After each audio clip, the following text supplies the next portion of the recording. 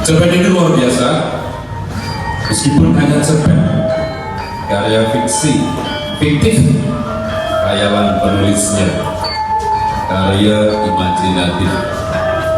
Cerita pendek ini memadukan beberapa teks sehingga mengandung interteks di dalamnya, mengandung teks-teks yang sangat relevan dengan keadaan saat cerpen itu ditulis pertengahan tahun 90-an. Dengan mengutip kisah pernikahan tokoh Parto atau Arjuna dan Sembodro atau Loro Ireng dari epos Mahabharata, epos fiktif sebenarnya yang sangat berpengaruh dalam kehidupan orang Jawa atau Indonesia pada umumnya. Kemudian dengan memberi nama Arjuna sama dengan Arjuna pada pejabat senior Bank Jonggring Swoko, dan dengan menyebut nama Ajo, asosiasinya ada nama mungkin Chinese gitu ya, Ajo. Sebagai pemohon kredit besar pada Bank Jonggring Swoko, kita diajak memasuki ruang repertoar yang cekaman historis, sosiologis, filosofis, dan kulturalnya begitu kental, sehingga tidak sulit dilacak dan dikenali keberadaannya dalam sejarah Indonesia saat itu. Pengantar kecil dan selamat menikmati pembacaan Parto Kromo karya Umar Khayyam. Arjuna tergila-gila kepada adik sepupunya Loro Ireng. Ia meminta persetujuan ibu dan saudara-saudaranya dan melayangkan surat lamaran. Hari selanjutnya adalah waktu penantian jawaban. Semua terasa tidak enak bagi Arjuna. Magang tidak enak, apapun tidak enak. Yang enak hanyalah membayangkan bertemu dengan Loro Ireng. Ketika itu Loro Ireng selesai mandi. Disapanya Loro Ireng dengan tembang Asmordono yang merdu.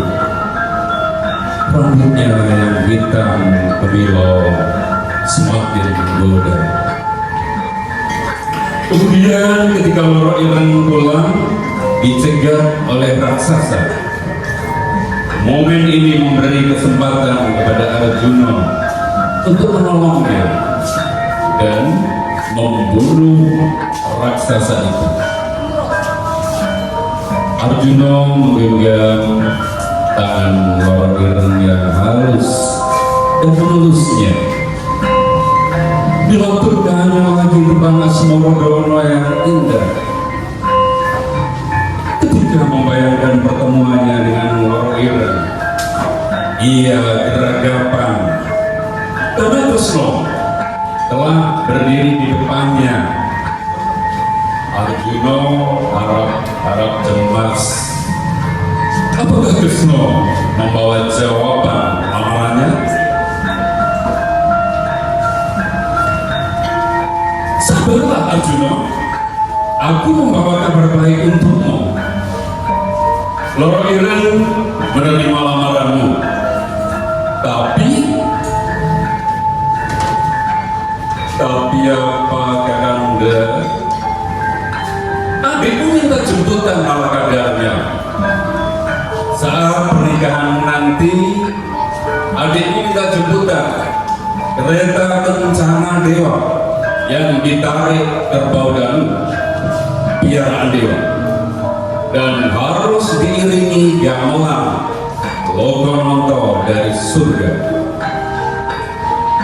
Arjuna terdiam sesaat. Kresna menghiburnya. Arjuna, ingat, kau ada adalah satria kekasih para dewa. Permintaan adikmu itu bukan apa-apa bagiku. Apakah kau tega tidak mengabulkannya? Kalah. Arjuna langsung melesat ke surga menghadap para dewa di Jogring Slopo.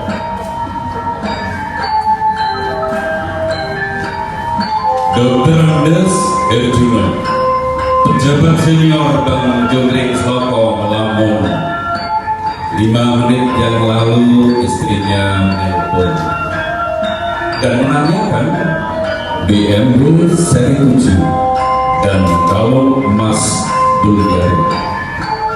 Yang dijanjikan Direktur Utama pabrik pipa porselin. Apakah sudah ada kabar positif? Pak, bagaimana? Bagaimana apanya? Itu loh, acu. Apa sudah ditelepon lagi? Kan menurutmu sendiri, ajo dapat mengusahakan BMW seri 7 dan kalung Bulgari asal kamu mengabulkan permintaan kreditnya. Dr. Andes Arjuna menggereng sendiri. Istri itu memang semaunya sendiri. Gajinya sebagai senior bank memang tidak sedikit untuk tataran Indonesia, tapi BMW seri 7 dan kalung Bulgari sangat jauh dari gajinya. Hanya karena Sri lantang nimis memiliki itu semua. Perlu diketahui, Sri lantang nimis adalah istri seorang dirjen suatu departemen yang sangat besar, juga seorang pedagang perhiasan yang sangat tingkat.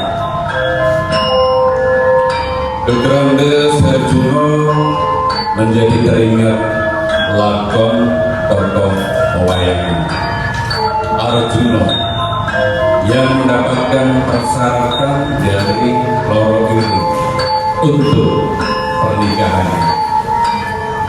Sejak itu ia berpikir bahwa permintaan istrinya itu sah saja. Jangan sebut aku lelaki. Kalau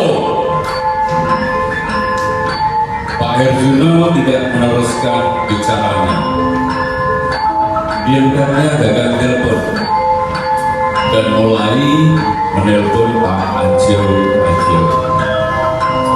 Pak Arjuna menanyakan janji Pak Ajo dan menjelaskan tentang proposal yang sedang dinilai tim evaluasi.